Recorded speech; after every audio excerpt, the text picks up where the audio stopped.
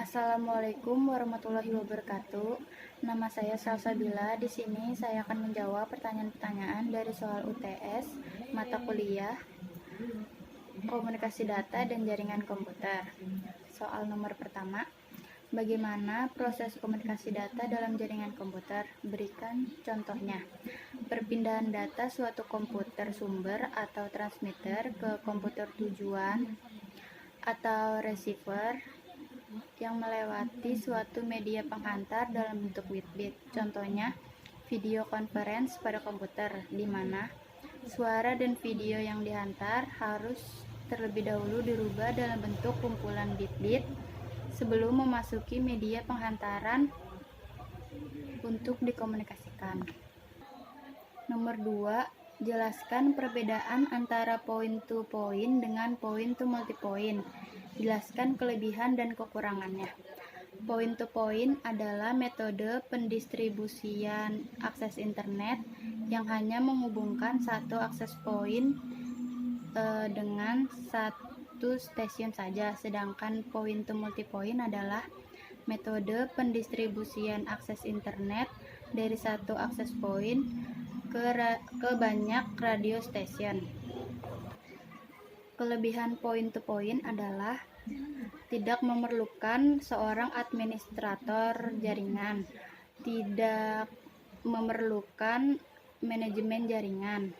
Kekurangannya, tingkat keamanan rendah, tidak ada manajemen jaringan, jaringan tidak terlalu besar dan tidak dapat diperbesar atau tetap. Kelebihan point-to-multipoint adalah pengembangan lebih rendah dibanding dengan jaringan konvensional. Kekurangannya sedikit terlalu rumit untuk menghubungkan antara komputer lain. Nomor 3, OSI memiliki 7 lapisan. Jelaskan serta gambarkan 7 lapisan OSI tersebut.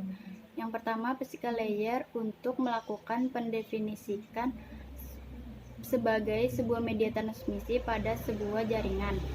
Kedua, data link layer sebagai pengoreksian daripada sebuah jaringan. Terus network layer untuk mendefinisikan berbagai macam bentuk alamat IP maupun internet protokol.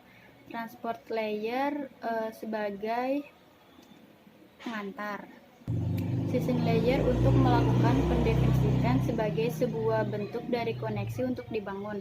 Presentation layer untuk melakukan penghubungan data yang dimana akan dilakukan mentransmisikan yang berasal dari sebuah aplikasi.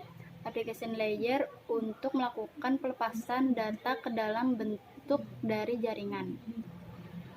Nomor 4, jelaskan perbedaan antara bandwidth dengan spektrum. Bandwidth adalah tingkat maksimum transfer data dalam periode waktu tertentu, sedangkan spektrum adalah kumpulan gelombang dengan frekuensi tertentu yang diatur secara berurutan. Nomor 5, sebut dan jelaskan secara lengkap tentang protokol-protokol yang digunakan pada WAN. Yang pertama, HDLC merupakan sebuah protokol yang bekerja pada lapisan data link. Yang kedua, PPP atau point-to-point protokol merupakan protokol data link layer yang digunakan pada media asinkronus serial atau sinkronus serial. Yang ketiga, X25 merupakan sebuah protokol standar yang mendefinisikan hubungan antara sebuah terminal dengan jaringan paket switching. Yang keempat, frame relay dirancang untuk menampilkan kualitas koneksi yang lebih efektif dibandingkan X25. Yang kelima, ISDN atau Integrated Service Digital Network adalah sekumpulan layanan digital yang memindahkan suara dan data melalui sambungan telepon yang ada. Terima kasih.